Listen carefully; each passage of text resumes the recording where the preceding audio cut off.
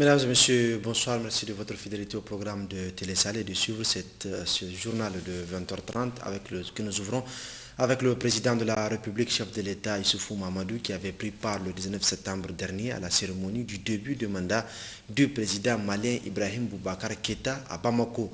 18 chefs d'État européens et africains avaient honoré leur présence à cette cérémonie. La synthèse avec nos envoyés spéciaux Abdou Sidoukou et Alou Ibrahim. Ce 19 septembre 2013, le Mali a tourné une page douloureuse de son histoire.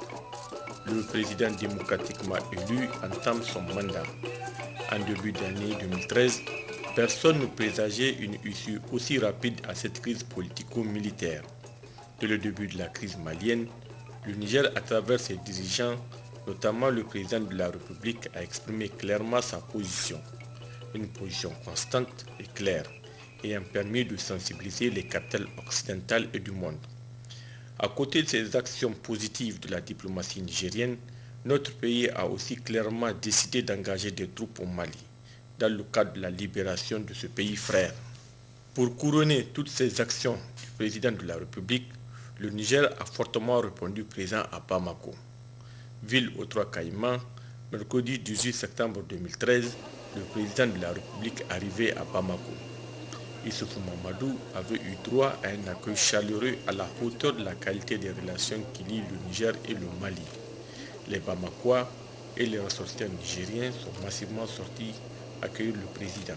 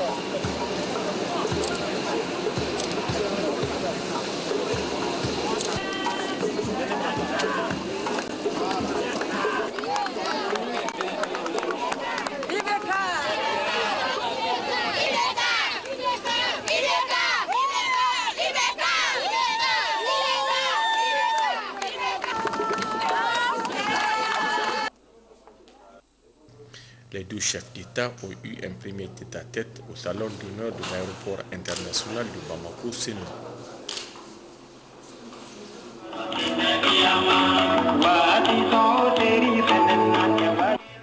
Jeudi 19 septembre 2013, devant près de 40 000 personnes, le chef d'État et souverain, Ibrahim Boubacar Keïta, entame son mandat. Pour la grandeur de la cérémonie, plusieurs allocutions de chef d'État. François Hollande a exprimé sa joie de se retrouver une fois de plus à Bamako. Hommage au président de la transition Dioncounda Traoré pour avoir eu le courage de solliciter l'aide de la France. Selon le numéro 1 français, la France a agi avec les armées africaines et européennes. La guerre a été gagnée, l'ennemi a été vaincu. C'est une victoire de la démocratie. Hommage appuyé de François Hollande à la première victime militaire de cette guerre, le lieutenant Daniel Boiteux. Merci de m'avoir invité ici, à Bamako, pour cette cérémonie historique, avec de nombreux chefs d'État africains.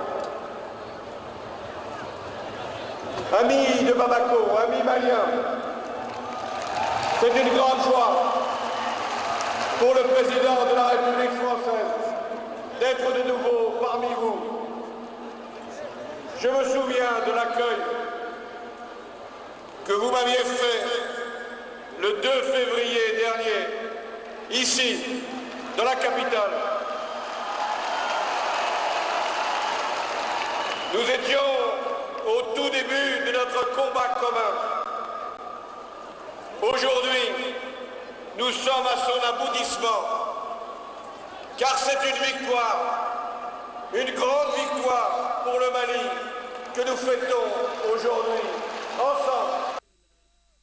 Le 19 septembre 2013 est un nouveau départ pour le Mali. Cette cérémonie, selon Alassane Dramane Ouattara, est le couronnement d'un processus démocratique. Le peuple malien a poursuivi le président en exercice de la CEDEAO est à féliciter. Idriss Déby Itno a rappelé la légitimité du président Ibrahim Boubacar Keïta avant de s'intéresser aux grands chantiers qui attendent le président malien.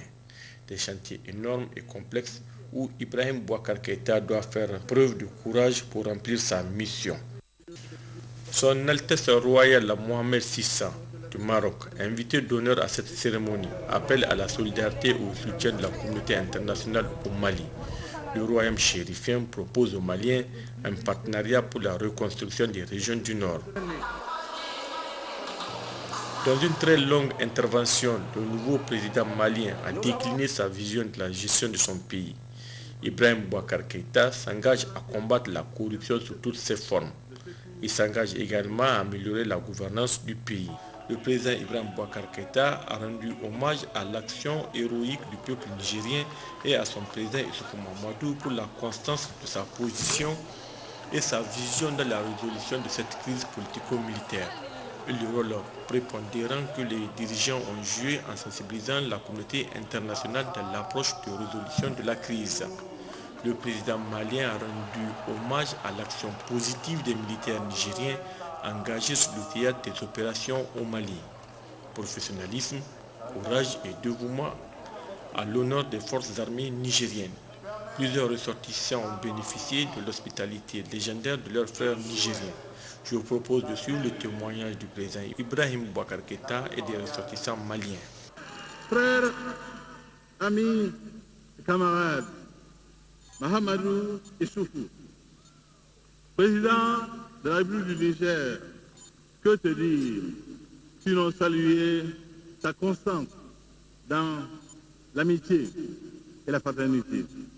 Ce 19 septembre représente pour tous les Maliens une journée, une lueur d'espoir. Franchement, nous, on n'a rien à se dire, on est content. On remercie tout le monde, on remercie le président du Niger. Et il y a la solidarité qui est là. Ça, c'est la solidarité même est africaine. Mais là, aujourd'hui, les Africains l'ont confirmé.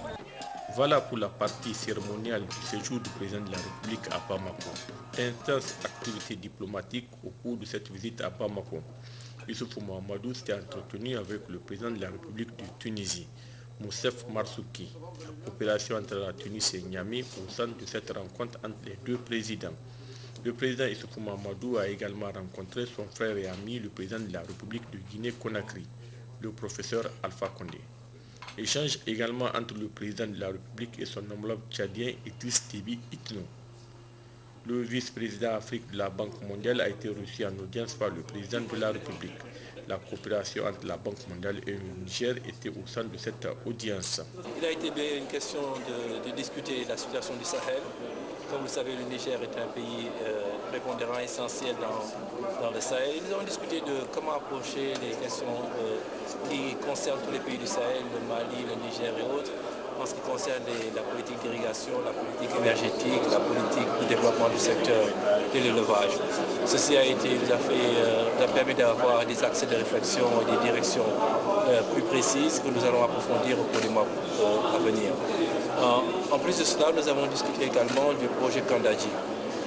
Il y a un certain nombre de surcoûts qui sont liés à la réalisation de ce projet et le président nous a évoqué, a discuté avec nous la possibilité de procéder à un financement additionnel. Nous sommes en train de voir cette requête et d'en discuter et je pense que dans les jours à venir, nous serons nous aurons la possibilité de répondre à cette requête du chef de l'État et nous sommes en train de regarder cette demande de manière très très positive car Kandadji pour nous est un projet phare, un projet important pour la sous-région et qui devrait aider beaucoup à réduire la pauvreté et ceci bien sûr constitue un axe fondamental du travail que nous faisons au niveau de la Banque mondiale pour la région. Le vice-ministre italien des Affaires étrangères a, au terme de son entretien avec le président de la République, salué la clairvoyance et la constance de la prise de position de la diplomatie nigérienne et son action tout au long de la crise malienne. Le président Issoufou avait envoyé son ministre des Affaires étrangères expliquer ce qui pouvait arriver à Rome. Effectivement, cela est arrivé. Aujourd'hui, il faut donc tenir la barre très très dans la bonne direction sur la question sécuritaire parce qu'on n'est pas encore, malgré ce qui a été fait, on n'est pas encore sorti de l'ornière. Les historiens de la crise malienne retiendront pour la postérité la constance, la clarté et l'engagement du Niger, de son peuple et surtout de son président dans la résolution de la crise malienne. Le président Issoufou Mahamadou y a consacré son énergie, son armée, son territoire pour cette cause. Acte de clairvoyance, acte pragmatique, acte visionnaire. Issoufou Mahamadou quitte Bamako avec le sentiment de la mission accomplie.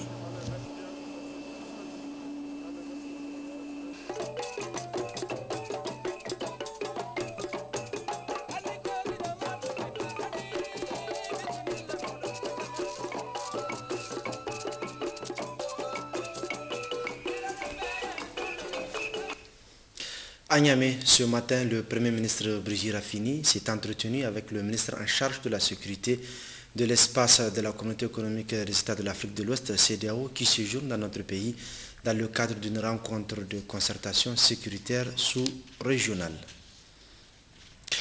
Ouverture ce matin également au palais de congrès du Forum des ministres en charge de la sécurité de l'Afrique de l'Ouest. Ce forum se tient suite à la 14e Assemblée générale des responsables de la police de la sous-région et de la 5e réunion du comité des chefs de services et de sécurité.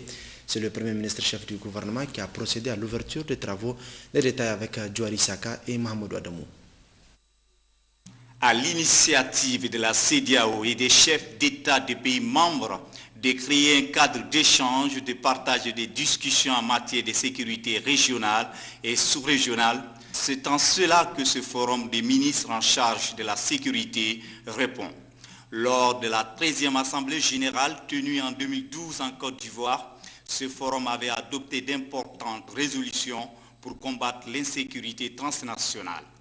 En 2013, c'est au Niger que revient l'honneur d'abriter les travaux qui sont d'une importance capitale pour la sécurité de nos États. L'histoire récente de notre pays prouve à suffisance que la question du terrorisme international appelle à la mutualisation des efforts et des renseignements pour y faire face, car certainement aucun pays ne pourrait se suffire à lui seul pour lutter contre ce fléau des temps modernes. Vous aurez au cours de ce forum à discuter de sujets pertinents touchant à la sécurité maritime dans l'espace CEDEAO et dans le golfe de Guinée, au terrorisme dans tous ses aspects, à la circulation des armes dans notre sous-région et, d'une manière générale, à la coopération en matière de police entre nos États et en particulier entre les États de l'Afrique de l'Ouest et du Centre. Il me paraît fort à propos de rappeler que ces questions constituent des problèmes essentiels qui conditionnent l'ensemble de nos activités socio-économiques. La défense de l'intégrité du territoire et la préservation de la sécurité des personnes et des biens sont en effet des conditions sine qua non de développement. Ils sont à n'en point douter une des préoccupations majeures de l'ensemble de nos États. L'atteinte des résultats sur le plan sécuritaire ne peut que procéder d'une perception commune des menaces et d'un effort concerté des États, notamment dans l'échange des informations. C'est le lieu pour moi de saluer cette initiative de la CEDEAO pour l'engagement politique et la pertinence de vues qui ont présidé à la mise à la disposition de nos États d'une plateforme d'échange et de discussion aussi appropriée. Les ministres en charge de la sécurité, les chefs de police et les responsables des services de sécurité d'Interpol d'Afrique de l'Ouest se sont penchés sur bon nombre de questions relatives à la sécurité régionale. Ce forum a pris fin cet après-midi et il a été sanctionné par une série de résolutions et d'importantes recommandations. D'ailleurs, ce forum des ministres en charge de la sécurité de l'espace CEDEAO a pris fin justement cet après-midi et les travaux ont été adoptés par les participants. La cérémonie de clôture s'est déroulée dans une parfaite symbiose et les différents responsables de la sécurité de l'espace communautaire retournent avec l'espoir d'une paix durable dans la sous-région ouest-africaine. On retrouve Djouari Saka et Mohamed Adamou. À l'issue de ce forum des ministres en charge de la sécurité des pays de la CEDEAO, les travaux ont été adoptés et les recommandations approuvées. Pour le président du forum des ministres, la sécurité est indispensable pour le développement et l'intégration sous-régionale. L'intégration est en marche, l'intégration est un impératif de développement pour nos États. Et au-delà de la relation des États, nous devons prolonger la relation au niveau des hommes. C'est l'interpénétration de nos peuples qui garantiront une paix durable dans notre sous-région. Pour le ministre nigérien de la Sécurité, il faut une solidarité sous-régionale et surtout la mise en application des résolutions et recommandations de ce forum. Ce forum vient d'adopter pour l'essentiel les travaux qui ont été présentés par ces deux réunions, travaux de qualité, travaux excellents et travaux consistants. La sécurité est une dimension essentielle de l'intégration. Cette dimension est vitale pour nos pays, les menaces nous étant communes. Nous avons les menaces communes des organisations criminelles qui sont de plus en plus structurées et importantes. Organisations de criminels de trafic de drogue, de trafic en tout genre. Toute cette criminalité frontalière qui se développe. Nous avons aussi les menaces liées à l'unité de nos pays, à la stabilité de nos pays, liées à des forces centrifuges par-ci, par-là.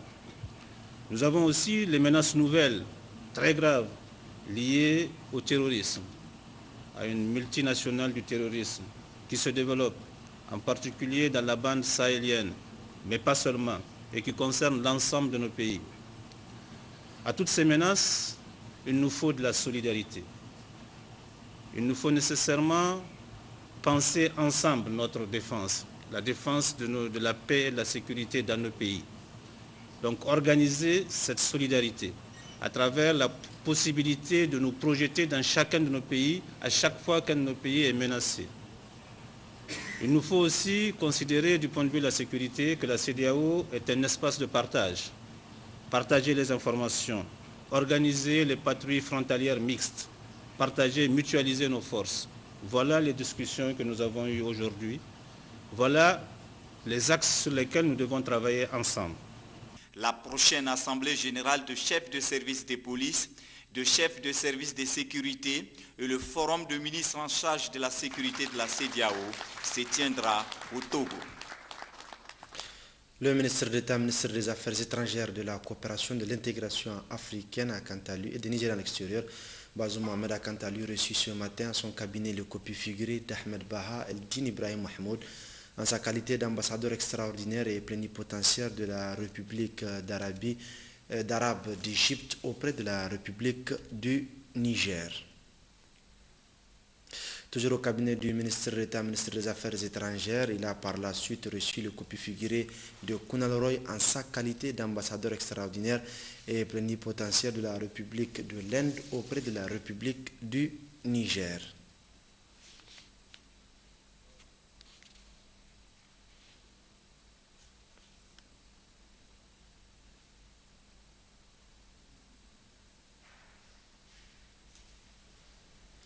Le ministre d'État, ministre des Affaires étrangères, Bazoum Mohamed, a enfin reçu les copies figurées de Michael Feiner en sa qualité d'ambassadeur extraordinaire et plénipotentiaire de la République fédérale d'Allemagne auprès de la République du Niger.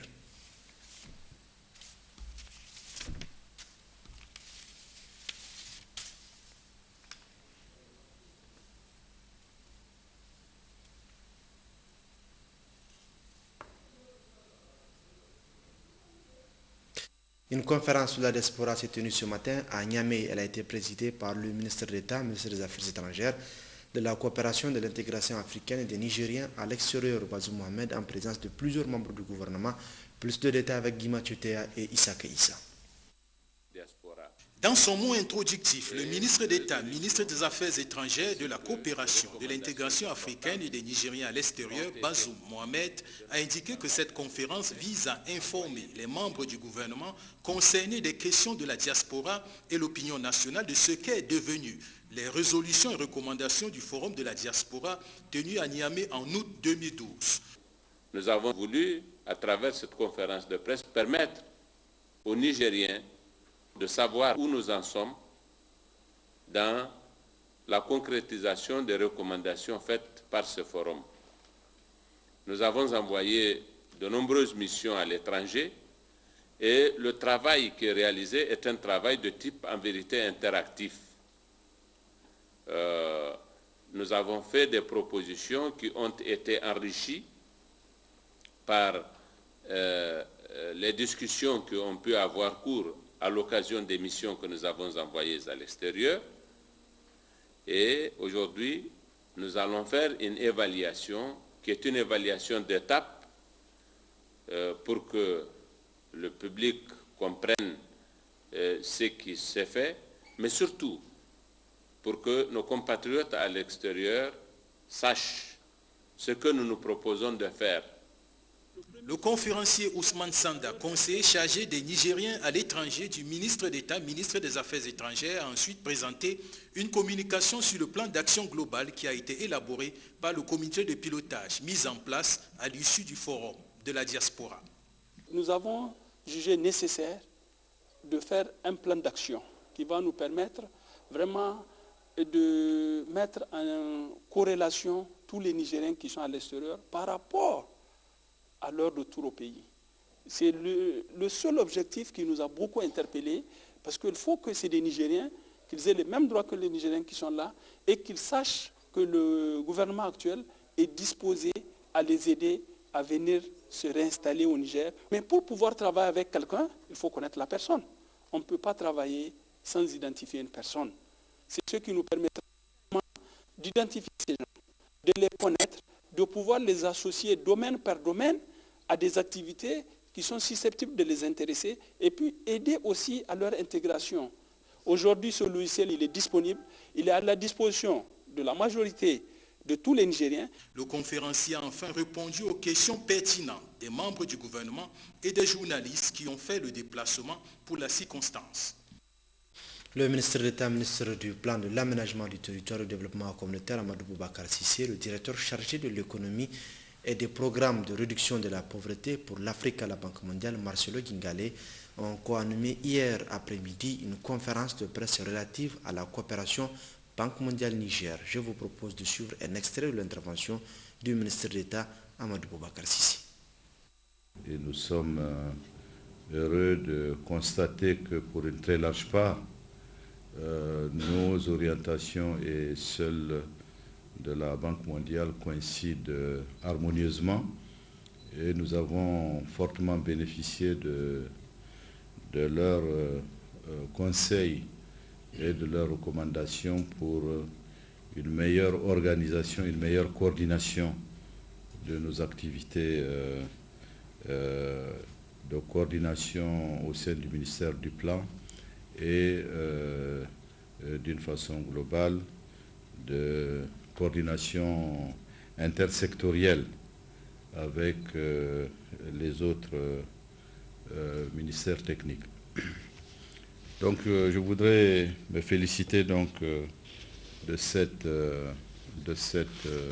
visite et les chantiers que nous avons développés ensemble, en tout cas, permettront de revoir à la hausse, nous espérons, les appuis budgétaires que la Banque mondiale envisage de consentir au Niger, mais aussi, par-delà tout cela, de voir comment les réformes qui sont indispensables à l'efficacité de notre action, en particulier dans un certain nombre de secteurs clés, comme l'énergie, comme l'agriculture, le domaine de l'emploi, sont correctement couverts dans le cadre de nos des programmes et surtout dans le cadre de la mise en œuvre du PDS qui demeure bien sûr l'outil de référence à partir duquel notre dialogue s'est établi. Le directeur chargé de l'économie et des programmes de réduction de la pauvreté pour l'Afrique à la Banque mondiale, Marcelo Yingale, s'est également prononcé lors de cette conférence de presse. Il a évoqué les performances enregistrées par la Banque mondiale au Niger. Nous avons révisé les programmes, les projets, les politiques et je peux vous dire que nous sommes très bien impressionnés par les progrès qu'on a fait. Au sujet de la performance du pays et de la perspective que vous venez de me demander, je crois que nous avons un accord total sur les objectifs stratégiques. Ils sont trois. La croissance pour la création de l'emploi, la solidarité pour lutter contre la pauvreté et la gouvernance pour bien utiliser les ressources naturelles du pays. Ça nous donne une performance aujourd'hui très positive et ça nous fait très optimistes sur le futur. Le pays fait face à grandes opportunités au sujet des progrès sociaux, qu'il s'agit de la démographie, qu'il s'agit de l'inclusion, de la participation sociale. Il y a beaucoup de chantiers, mais il y a aussi beaucoup d'opportunités. Et pour nous, c'est vraiment un honneur de soutenir votre pays. Le ministre d'État, ministre du Plan, de l'Aménagement du Territoire et du Développement communautaire, a pris part à la plénière du Conseil économique, social et culturel, présenté une communication sur le plan de développement économique et social PDS 2012-2015. Cette communication est d'une importance capitale pour le Conseil de cette institution, véritable acteur de la conduite des actions de développement. Amsatou Mohamedou, Youssoufou Samela. Le César, il faut le préciser, porte un intérêt particulier au PDS qui constitue un véritable cadre des actions de gouvernement et des interventions des partenaires au développement. Le ministre d'État, ministre du Plan, de l'Aménagement du Territoire et du Développement communautaire, a au cours de la présentation analysé la situation économique tout en précisant l'orientation stratégique du PDS. Face aux résultats enregistrés de la première année d'expérience, le gouvernement reste très optimiste, a dit le ministre. Néanmoins, quelques défis et enjeux restent à relever. Le gouvernement est donc très optimiste sur les progrès qui seront réalisés d'ici 2015 grâce à des politiques mesurées et bien orientées et à la maîtrise de l'inflation, de la dette et de la balance de paiement. Le PDS a également examiné les effets d'un scénario moins favorable, se déroulant dans un environnement économique plus pessimiste. Celui-ci conduit malgré tout à une croissance annuelle moyenne du PIB en termes réels de l'ordre de 6% sur la période de 2012-2015, grâce au maintien d'un lourd effort d'investissement privé et public. Dans un scénario plus optimiste, qui est d'ailleurs plus proche de la réalité, le rythme annuel moyen de accroissement du PIB en termes réels pour la période du plan pourrait approcher le seuil de 10% par an. Ce bilan et ces perspectives ont conduit le PDS à recenser les défis et les enjeux majeurs qui vont constituer les cibles essentielles de l'action du gouvernement sur la période 2012-2015.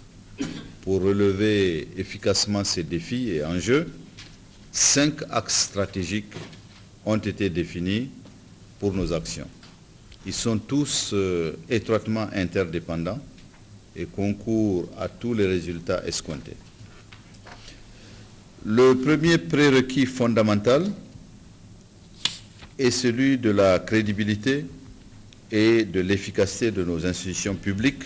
L'axe stratégique 2 du PDS, il vise la mise en place effective des préalables requis pour l'obtention d'un développement durable, équilibré et inclusif.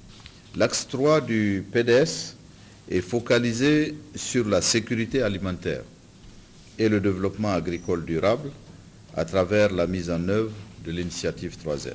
L'axe stratégique 4 est, comme le précédent, à caractère plus spécifiquement économique. Il est centré sur la construction d'une économie diversifiée et compétitive, capable d'imprimer une croissance accélérée et inclusive. La promotion du développement social est le 5e chantier stratégique et sa faisabilité dépend forcément de la concrétisation des axes précédents. Cette communication riche et instructive a permis aux conseillers de poser d'importantes questions, questions qui ont toutes eu leur réponse de la part du ministre d'État.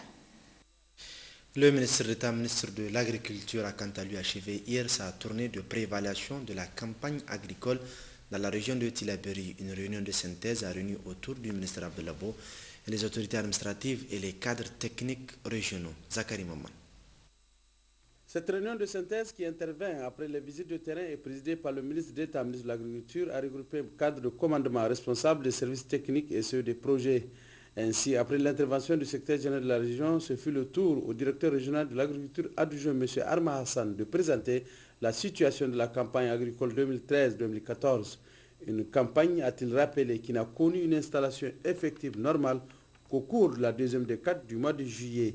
Mais compte tenu du bon niveau de préparation de celle-ci, notamment en ce qui concerne la mise à disposition aux producteurs des semences, des engrais, des produits phytosanitaires. À cela s'ajoutent d'autres actions telles que la vente des céréales à prix modéré et la distribution gratuite ciblée ont permis donc le bon déroulement de cette campagne. Le stade phénologique des cultures à la deuxième décade de septembre 2013 pour le mil, le stade de Mina et la floraison à 37% observée dans tous les départements. Quant au sorgho, c'est la montaison qui domine avec 39% dans tous les départements sauf Kolo. S'agissant de la culture du riz, hors aménagement à Ayoro, l'on observe le talage à 60%, la levée avancée à 25% et la levée à 15%. À Tillabéri, le talage est à 70% et la montaison à 30%. Les cultures de rente également connaissent un bon niveau de développement. D'une manière générale, la production au niveau de la région, selon les pronostics, sera moyenne, voire bonne, à hauteur de 115% si les pluies, bien sûr, continuent jusqu'au 30 septembre 2013. Après ce brillant exposé, salué par la mission et l'ensemble des participants, s'en est suivi la séance de questions et ou compléments d'information par rapport à la situation présentée. Pour sa part, tirant les conclusions de sa mission, le ministre d'État, ministre de l'Agriculture, a tout d'abord souligné l'importance des dégâts enregistrés dans la région suite aux inondations. Des préoccupations qui seront prises en compte, a-t-il précisé, par le comité interministériel en charge de la question des inondations. Le ministre d'État, Abdelabo, en outre de faire remarquer qu'au regard des dégâts, notamment la perte de plusieurs hectares de cultures de céréales, de légumineuses et de cultures maraîchères, ainsi que des villages à risque enregistrés, des actions d'atténuation sont envisagées pour permettre à ces villages de compenser les pertes à travers les cultures irriguées et les activités à haute intensité de main-d'œuvre. Dans ce sens, instruction est déjà donnée aux différents directeurs départementaux de l'agriculture afin d'élaborer des dossiers de projets devant permettre la mise en valeur des eaux. Et c'est cela l'objectif de cette politique de 3N, a dit le ministre d'État Abdelabo. Le ministre d'État, ministre de l'Agriculture, s'est également dit satisfait de constater que la culture du riz au niveau des périmètres du département du Tillabéri se porte bien. Intervenant quant à lui auparavant, le gouverneur de la région, après avoir salué et remercié la mission du ministre d'État, ministre de l'Agriculture, pour le travail abattu, a rassuré de sa disponibilité à soutenir toutes les actions de développement. Nous nous emploierons pour que l'objectif de développement social et économique de la région à travers le programme de Renaissance soit réalisé, a affirmé le gouverneur de la région de Tillabéri, Djabri Hassimi. Meeting ce matin des militants du MNSD Nassara d'Agadez à la reine des Jeux traditionnels pour apporter leur soutien à l'initiative du gouvernement d'union nationale du président de la République, Bintou Amadou, Nassirou Nakakali. Déclaration de l'Assemblée générale élargie aux élus régionaux et communaux des militantes et militants de la région d'Agadez. Réunis en Assemblée générale élargie aux élus régionaux et communaux ce jour 21 septembre 2013, les militants du MNSD Nassara de la région d'Agadez ont procédé à l'analyse de la situation sociopolitique et économique de notre pays. Ils ont en particulier examiné la situation consécutive à la formation du deuxième gouvernement de la 7e République. En effet, conformément à la vision plusieurs fois exprimée dans la stratégie de gouvernance, son Excellence le Président de la République, El Hadji Issoufou Mahamadou,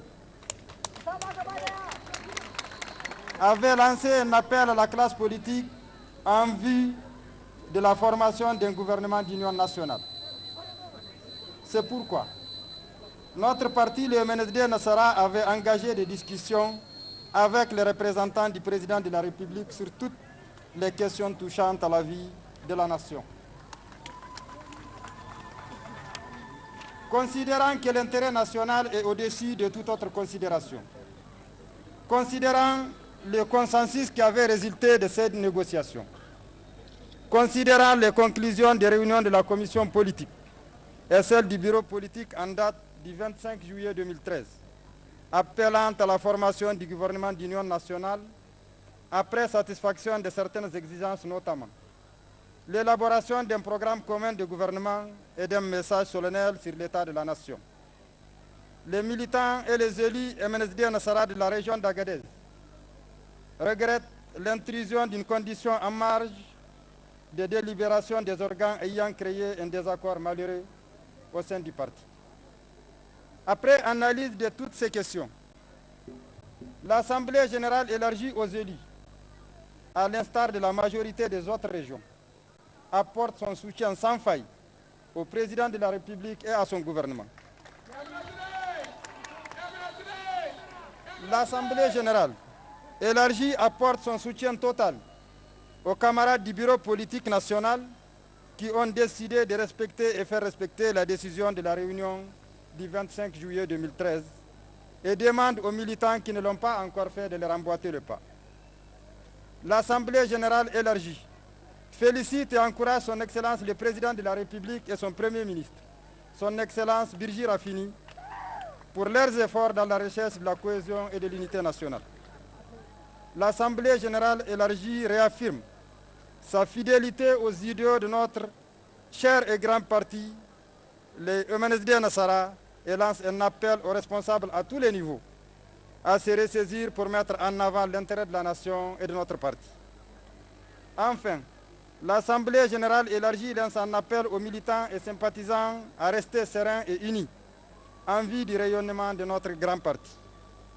Fait à Agadez le 21 septembre 2013, l'Assemblée générale. Dans le même cadre, réuni en session extraordinaire en vue d'analyser la situation sociopolitique de notre pays, née de la formation du gouvernement d'union nationale, la base régionale du modèle Lumana FA Africa du Maradi a rendu public aussi une déclaration. La teneur.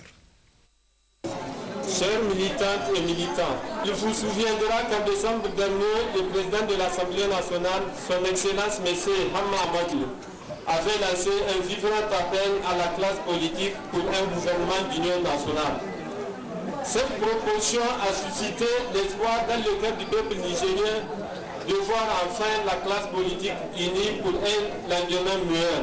Cette proposition sanitaire dans sa forme a été accueillie à bras le corps par le président de la République. C'est ainsi que cette proposition a été mise en œuvre par le président de la République lui-même en concertation avec tous les partis politiques qui ont d'ailleurs transmis la liste de leurs ministrables. Le choix opéré de cette liste a déclenché une réaction du bureau politique de Modem de Mana sans concertation préalable de la base qui, dans sa déclaration précipitée, a déshonoré au-delà des militants tous les Nigériens soucieux de l'avenir de ce pays en parlant des ministères à coquille vide. Nous tenons à réaffirmer que le ministère est non seulement un poste honorifique auquel prétend tout citoyen soucieux du redressement inconditionnel de son pays, mais aussi une mission qui fait appel à l'ingéniosité individuelle des locataires. Compte tenu de tout ce qui précède, la base de Lumana FA de la région de Maradi, en premier point, désavoue la déclaration du bureau politique national et régional, condamne le retrait précipité sans concertation préalable de la base et se désolidarise de cette décision, dénonce le culte des militaires du premier rang et second rang, appelle le bureau politique national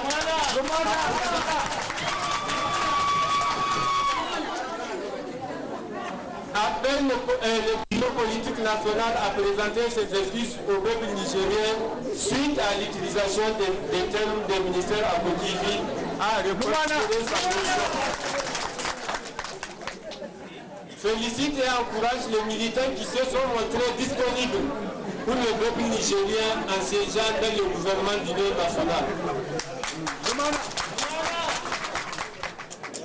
Félicite et encourage le président de la République, son Excellence Al-Hajj Mohamed Issoufou, et son premier ministre, son Excellence Brigitte Raffini.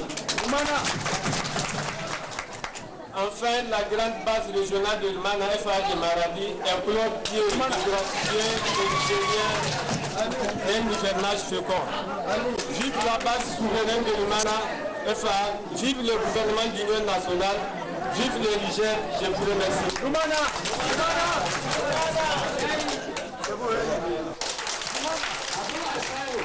Et c'est tout pour cette édition. Merci de nous avoir suivis. Au revoir.